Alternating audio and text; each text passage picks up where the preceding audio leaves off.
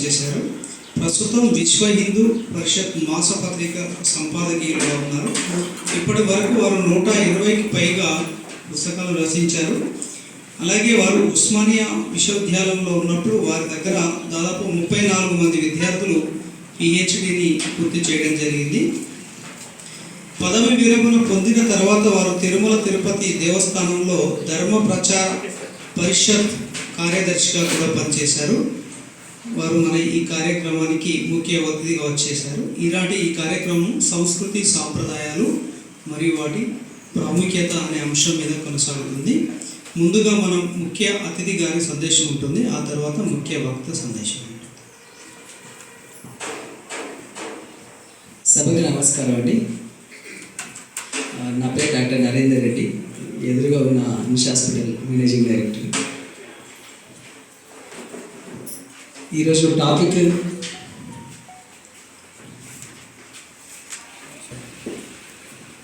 First బ్రీఫ్గా నా introduction.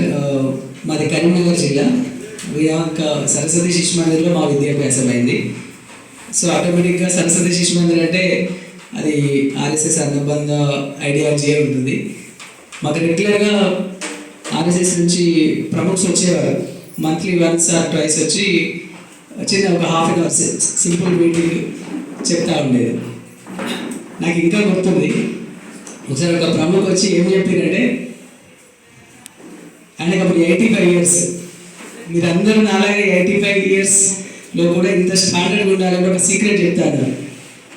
ఆ సీక్రెట్ ఏం చెప్పారంటే, నోట్లో పెట్టుకున్న ప్రతి ముద్దని కనీసం 15 నుంచి 20 సార్లు నమిలిన తర్వాతనే మేము అన్నారు. అది ఒక్కటే చెప్పారు. తర్వాత ఇంకొకటి ఏం చెప్పారంటే, ఆ సార్ చెప్పింది ఇంకా గుర్తుంది. అప్పుడు ఆచార్య ఇప్పుడు ఈ మధ్యలో ఈ మళ్ళీ కాలేజెస్ ఇవన్నీ సార్ వస్తుంది లాంగ్వేజ్. అప్పుడు ఆచార్య వారు ఇంకొకటి ఏం చెప్పారంటే, టెంపుల్కి వెళ్ళండి, మీకోసం ఏం కోరుకోదు, ఒక పెద్ద కాజ్ కోసం. హలో, టెంపుల్కి వెళ్ళండి, ఒక పెద్ద కాజ్ కోసం కోరుకోవాలి. దేవుడు ఎప్పుడు నాకు ఇది కావాలి అది కావాలని కోరుకోదు. దేశం బాగుండాలని కోరుకోవాలి, బార్డర్స్ బాగుండాలని కోరుకోవాలి, సమాజం బాగుండాలని కోరుకోవాలి. అప్పుడు అంటే మనకు సంబంధం లేని వ్యక్తి బాగు కోసం మనం కోరుకుంటే నీకేం కావాలో దేవుడు చూస్తాడు. అంటే ఆ శక్తి నీకోసం. దేవుడు అంటే నథింగ్ బట్ ఎనర్జీ, పాజిటివ్ థాటే దేవుడు నా దృష్టిలో. ఆ మాట చెప్పినారు అంటే అది సంస్కృతిలో భాగమే. ఇంకొకటి మాకు సదాచారం అనే అప్పుడు సపరేట్ టాపిక్ ఉండేది. ఈ 6 రొటీన్ సబ్జెక్ట్స్ కాకుండా సదాచారం అన్నిటికన్నా ఇష్టమైంది అదే ఉండేది మాకు.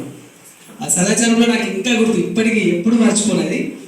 ఒక టాపిక్లో ఏముంటుందంటే, రాముడు అరణ్యవాసంలో ఉంటాడు. అప్పటికే భరతుడు వచ్చి రాముడిని అడుగుతాడు, అన్న నువ్వు మళ్ళీ రా, ఏదో తప్పట్ల పొరపాటు జరిగింది అంటే, రాముడు ఆయనకి అడ్మినిస్ట్రేషన్ గురించి సందేశం ఇస్తూ ఉంటాడు. అప్పుడు రాముడు చెప్పిన మాట ఏం చెప్తాడంటే భరతునికి, అడ్మినిస్ట్రేషన్ హెడ్గా ఉన్నావు కదా నువ్వు, నిర్ణయాలు ఊరికే లీక్ చేయొద్దు. ఒక పెద్ద నిర్ణయం ఊరికే లీక్ చేసే అవాంతరాలు వస్తూ ఉంటే చాలా సీక్రెసీ మెయింటైన్ చేయాలి. ఒకవేళ అది బయటికి వచ్చినా దాని ఫలితం మీద ప్రభావం ఉండని టైంలోనే బయటికి రావాలి. అది ఇప్పటికీ నా పర్సనల్ లైఫ్లో ఫాలో అవుతాను. ఇప్పుడు అలా లూజ్ టాక్ మాట్లాడితే ఆ డెసిషన్ ఇంప్లిమెంట్ అవ్వట్లేదు. సరే ఫ్రెండ్స్తో అవసరం లేని అంటే ఏదో అడ్డంకులు వస్తున్నాయి. అదే మనం ఒక పద్ధతిగా ప్లాన్ చేసుకుంటే ఆ ఎనర్జీ వస్తుంది. ఎనర్జీ వచ్చి అది ఇంప్లిమెంట్ అవుతుంది. ఆ రోజు రాముడు భరతుడు ఎప్పటికీ గుర్తు చేసుకుంటూ ఉంటాను. అది ఇప్పుడు ఈ కాలం పిల్లలకి కొంచెం, ఇప్పుడున్న జనరేషన్కి కొంచెం మిస్ అవుతుందేమో అనిపిస్తుంది. ఇప్పుడు చూస్తుంటే చిన్నపిల్లలు గ్రూప్ తగాదాలు అవుతున్నాయి. రోజు న్యూస్ చూస్తుంటే నేను జస్ట్ కాంటెంపరీ ఇష్యూస్ 3-4 చెప్పడానికి ప్రయత్నం చేస్తూ ఉంటాను. చిన్న వాడికి సూసైడ్ చేసుకుంటున్నారు, డిప్రెషన్ వస్తూ ఉంది. ఆ కలెక్టివ్ నేచర్ అనేది పోతుంది. దీనికి మనం మన కల్చర్కి, మన రూట్స్కి కొంచెము డివేట్ అవడం వల్ల ఇది వస్తూ ఉందేమో అని నా ఉద్దేశం. రీసెంట్ ఇన్సిడెంట్, నేను కూడా మా పిల్లలకి ఏదో ఒకటి చెప్తా ఉంటాను. మా పెద్దవాడి పేరు శ్రీరామ్ మనోహర్ రెడ్డి, మా నాన్న పేరు శ్రీరామ్ రెడ్డి, మా అమ్మ పేరు మనోహర్, ఇద్దరు పేరు పెట్టేసాను. చిన్నవాడి పేరు శ్రీకృష్ణ మనోహర్ రెడ్డి. మళ్ళీ అబ్బాయి ఒకటిగా 2 జనరేషన్లను కలుపుదామని చెప్పి శ్రీరామ్ శ్రీకృష్ణ. మా ఇంట్లో శ్రీరామ్ శ్రీకృష్ణ అని రోజు 100 సార్లు పిలుస్తూ ఉంటారు. తెలియకుండానే వాళ్ళ పేరు తలుచుకుంటూ ఉంటారు. అందరూ వెరైటీ పేర్లు పెడుతూ, మీనింగ్ లేని పేర్లు లేదు. మా ఊళ్ళే చాలా ఫేమస్ పేరు, ఇంతకు మించిన ఫేమస్ పేరు ఇండియా లేనే లేవు అసలు అని నేను సాధ్యమైనంత వరకు డైలీ రొటీన్లో కరెక్ట్ ఉంటా ఉంటాను.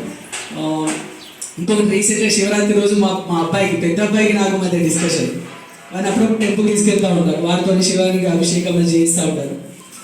వాడు శివరాత్రి రోజు నాకు నిన్నమంది వెళ్ళలేదు మళ్ళీ ఇంతమంది వచ్చారు, ఇంతమంది ఇంది అంటే చెప్పినాను. లైఫ్లో కూడా అట్లే ఉంటారా, కొన్ని రోజులు చాలా మంది తిరుగుతూ ఉంటారు మన చుట్టూ, కొన్ని రోజులు ఎవరు ఉండరు. అయినా సరే ఆ దేవుడు ఎట్లున్నాడు అట్లే నిశ్చింతగా ధైర్యంగా గట్టిగా నిలబడాలి. అదొక మెసేజ్ లాగే చెప్పిన. వాడికి ఎంత అర్థమైందో నాకు తెలియదు, వాడు యూకేజీ ఇక్కడ ఇదే స్కూల్.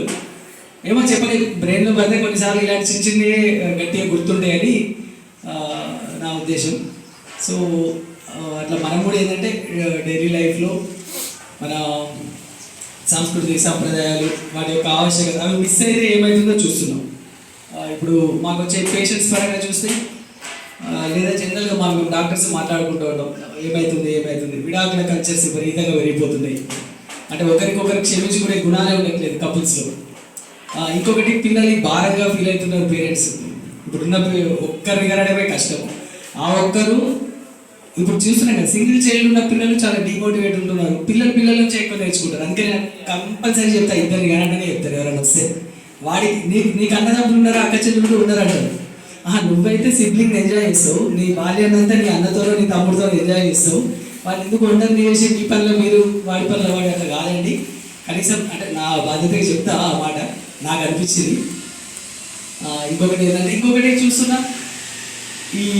ఉంటాం కొన్ని కాలేజీలలో అయ్యప్ప మాల వేసుకుంటే బయట నిలబెడుతున్నారు, బొట్టు పెట్టుకుంటే అసలు చేంజ్ చేసేటప్పుడే అడుగుతా అయిపోతుంది కదా. మా వాడు అయ్యప్ప మాల వేసుకునే రోజు వస్తే వేసుకునే వస్తాడు, లేకపోతే చేంజ్ చేయకండి. ఎన్ని కాలేజీలు లేవు, ఎన్ని స్కూల్స్ లేవు, వాడు ఎట్లా వదిలే వెళ్తాడు. వాడికి ఓవరాల్గా పిల్లలకి ఏంటంటే మనం కలెక్టివ్ లైఫ్ని హోలిస్టిక్గా చూడడం అనే కాన్సెప్ట్ని నేర్పించాలి. 15 ఏళ్ళకి సక్సెస్ డెఫినేషన్ వేరుంటుంది, 30 ఏళ్ళకి సక్సెస్ డెఫినేషన్ వేరుంటుంది, 45-50కి సక్సెస్ డెఫినేషన్ వేరుంటుంది, 70 ఇయర్స్కి సక్సెస్ డెఫినేషన్ వేరుంటుంది. కాబట్టి మనకు నచ్చిన మన భావాన్ని వాళ్ళు వ్యక్తీకరించడానికి స్వేచ్ఛ ఉన్న స్కూల్ని చేపిస్తే అయిపోతుందని నా ఫీలింగ్. ఫస్ట్ అడిగారు మా మోటివేట్, మా ఇద్దరు పిల్లలకి ఖచ్చితంగా మోటివేట్ పంపిస్తారు రోజు, అలవాటు అవుతుంది. అది పెట్టుకోకపోతే బట్ ఏంటంటే పెట్టుకోవడం తప్పు కాదు, నామోషి కాదు. అట్లా కొందరు పిల్లలు అట్లా తయారవుతారని చూస్తున్నాం అన్నట్టు. సో వేషధారాలు కానీ అది కానీ ఫస్ట్ స్కూల్ ద్వారా అది మాట్లాడితే పెట్టే పంపిస్తారు. ఎందుకంటే ఖచ్చితంగా నెక్స్ట్ జనరేషన్ అంటే నథింగ్ బట్ దేశం అంటే నథింగ్ బట్ మనుషులే కదా. ఇప్పుడు 15 ఏళ్ళ తర్వాత మన పిల్లలే దేశం అవుతారు, మనం రిటైర్ అయిపోయే స్టేజ్లో ఉంటాము.